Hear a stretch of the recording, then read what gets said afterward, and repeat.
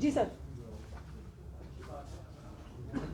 जैसा कि चंदेल साहब ने कहा और एक हमारे मीडिया बंधु एक प्रश्न पूछ रहे थे कि आप इस विषय पे आगे और क्या कर रहे हैं। देखिए कानून आज की प्रेस वार्ता के बारे में आप बताइए, वो बाद में प्रश्न का जवाब हाँ दीजिए। नहीं उनका भी वो मैं सोच रहा था दे दूं, चलो आपके बाद में कर लेता हूँ कंप्लीट। आज की प्रेस वार्ता का जो मुख्य विषय था वो तो एक तो मैं धन्यवाद करता हूँ हमारे प्रभारी जी और हमारे प्रदेश अध्यक्ष रतन जी कि जिन्होंने मुझे ये दायित्व दिया है। प्रदेश युवा अध्यक्ष अखिल भारतीय गुरुकुल एवं गौशाला अनुसंधान संस्था और गो रक्षा के लिए पहले भी बहुत सारे संगठन काम कर रहे हैं। हमारा संगठन विशेषकर हमारे राष्ट्रीय अध्यक्ष श्री गौतम ऋषि जी की पूरी देखरेख में पूरे भारत में सक्रिय है और सक्रियता से काम कर रहा है। जम्मू कश्मीर प्रांत में भी हमारे लगभग सभी जिला जो हैं वो गठित हैं और गो तस्करी को रोकने के लिए हमारे संगठन के पास जो डाटा अभी तक पहुंचा है, जहाँ जो डाटा मैंने इस विषय में पिछले 4-5 सालों में एकत्रित किया है, मैं अपने संगठन को ये विश्वास दिलाता हूँ कि उस सारे डाटा के ऊपर और पूरे रोड मैप जो मेरे पास है आने वाले दिनों में किस तरह से गो तस्करी को पूरे प्रदेश में हम रोकें, उस विषय पे जो है हम अपने संगठन को आगे बढ़ाएंगे। अभी तक लगातार प्रयास भी किए जा रहे हैं और जो गौ तस्करी कर रहे हैं उन लोगों को पकड़ा भी जा रहा है, फिर भी लगातार सक्रिय हैं ऐसे लोग जो लगातार गौ तस्करी कर रहे हैं। तो क्या कहेंगे, कमियां कहाँ पे सर? कमियां क्योंकि काफी सारी ऑर्गेनाइजेशन भी आती हैं पर अभी जिस तरह से पूरी तरह से अंकुश लगना चाहिए वो नहीं लग पाया, तो कहाँ कमियां सर? देखिए बेसिकली क्या है कि बहुत सारे लोगों को इस विषय में बहुत कम जानकारी है।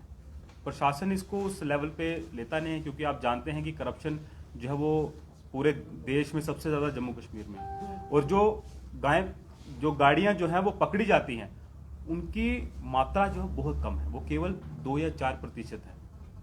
तस्करी इससे भी बहुत बड़े लेवल पे है और वो आने वाले दिनों में हम आपके साथ और आपके सहयोग के साथ सभी के सामने वो चीजें लाएंगे।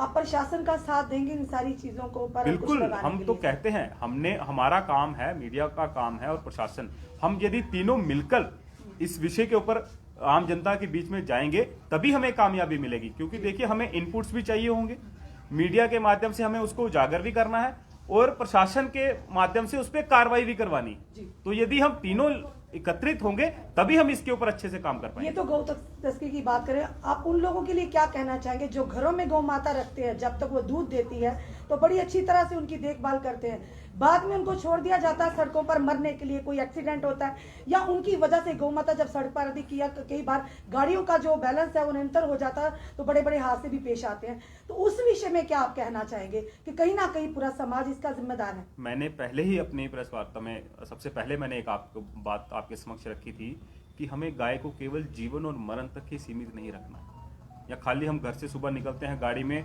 और 2 रोटी गाय को रास्ते में कहीं दे देते हैं।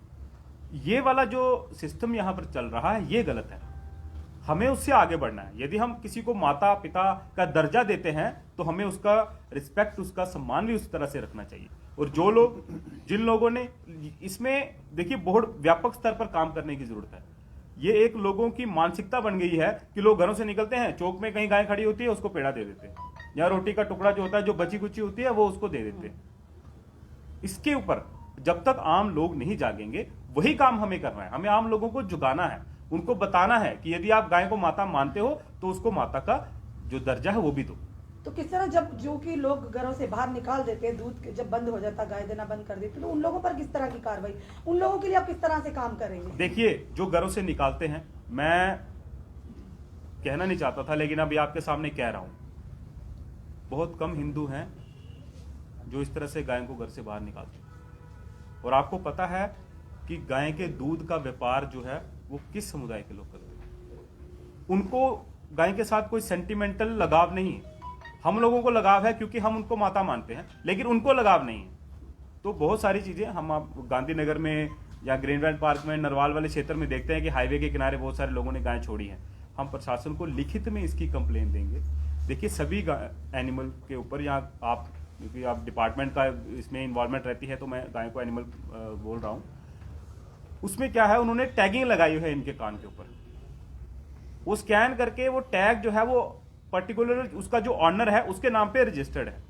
तो हम प्रशासन को लिखित में इसकी जो है कंप्लेंट देंगे कि कोई भी आवारा इनको ना छोड़े।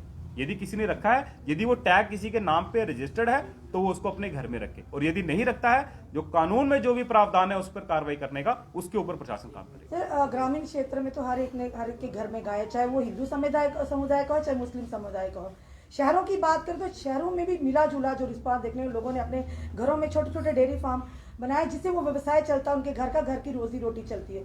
और कई बार ये भी देखने को आया कि लोग जब बछड़ा होता है उसको निकाल देते हैं, बछड़ी होती तो घर में बाहर। ये एक कड़वा सच है सर, तो इस पर भी काम करना जरूरी नहीं है। जो आए दिन बच्चे गाय के या गाय माता जो रोडों पर जो एक्सीडेंट से मरती हैं, तो क्या इस पर आपको काम नहीं करना चाहिए? देखिए, मैं आपको आपकी जानकारी के लिए एक बात बता दूं कि मेरे पास खुद भी घर में गाय हैं, मैं खुद भी पालता हूं। आप यदि आपने देखना होगा तो आके देख सकते हैं, हम किसी बछड़े को निकालते नहीं है। अगर आप उसको व्यवसाय, आपकी बात नहीं कर रहे, हम अगर आप नहीं, उसकी, क्योंकि कुछ जैसे हमारे प्रभारी, जवाब देना, जैसे प्रभारी जी ने कहा था कि कुछ जयचंद होते हैं, और यदि कोई हिंदू हो, कोई भी व्यक्ति, खासकर हिंदू समुदाय से, इसको समुदाय के साथ क्यों जोड़ रहे हैं? सनातन धर्म, क्योंकि हम केवल सनातन धर्म के लोग गाय को माता मानते हैं, बाकी कोई नहीं मानता है। ये इसलिए मैं बोल रहा हूं, सनातन धर्म में यदि कोई गाय का अपमान करता है तो उससे बड़ा पाप उसके लिए कोई नहीं है। और उससे बड़े, जैसे हर एक उस विषय में जयचंद हर जगह पे हैं, जैसे इस तरह के लोगों पर कैसी कार्रवाई? प्रभारी जी ने पहले कहा कि जयचंद हर एक विषय जगह आपको मिल जाएंगे, लेकिन हमारा काम जो है वो है अवेयरनेस करने का। हम आम लोगों तक ये गाय के प्रति जो उनकी भावना है उसको बदलने का काम जो है वो हमें करना है, वो हमारे संगठन को करना है कि वो अपनी गाय के प्रति सोच जो है वो थोड़ी सी बदले। खाली उसको जीवन मरने तक ही सीमित ना रखें, उसको अपनी दायित्व के माने कि ये हमारी जिम्मेवारी है, तभी जाके समाज में एक ये बदलाव आएगा।